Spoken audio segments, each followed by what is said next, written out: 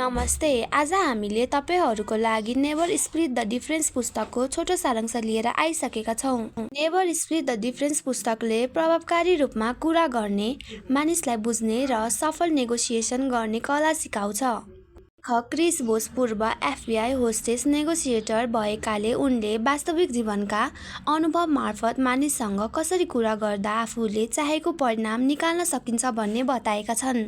पुस्तकको मुख्य सन्देश भनेको नेगोसिएसन भनेको केवल तर्क वा शक्ति होइन, भावनालाई बुझ्ने कला पनि हो। मानिसहरू निर्णय गर्दा धेरैजसो भावनाबाट प्रभावित हुन्छन्। त्यसैले राम्रो नेगोसिएटर बन्न पहिले अर्को व्यक्तिको भावना र सोच बुझ्नुपर्छ। लेखकले एक्टिभ लिसनिङ अर्थात् ध्यानपूर्वक सुन्ने बानीलाई धेरै महत्त्व दिएको छ। जब हामी कसैको कुरा ध्यान दिएर सुन्छौँ र उसलाई बुझिएको महसुस गराउँछौँ, तब उसले हामीप्रति विश्वास गर्न थाल्छ। जहाँ अर्को व्यक्तिको अन्तिम केही शब्द दोहोऱ्याएर उसलाई अझ खुल्न प्रेरित गरिन्छ। यसले राम्रो सम्बन्ध र विश्वास बनाउन मद्दत गर्छ। क्रिस बोसले नो शब्दलाई पनि शक्तिशाली मान्छन्।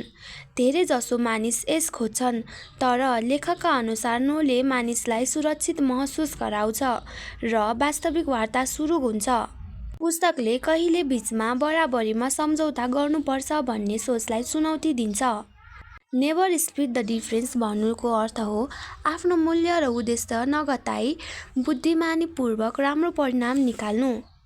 यस पुस्तकबाट सिकिने मुख्य कुरा, हाम्रो नेगोसिएटर बन्न पहिले राम्रो लिसनर बन्नुपर्छ। भावनालाई बुझ्नु नेगोसिएसनको सबैभन्दा ठुलो शक्ति हो। शान्त, आत्मविश्वासी र रणनीतिक भएर कुरा गर्दा राम्रो परिणाम आउँछ। सही प्रश्न सोधेर मानिसलाई सोच्न बाध्य बनाउन सकिन्छ।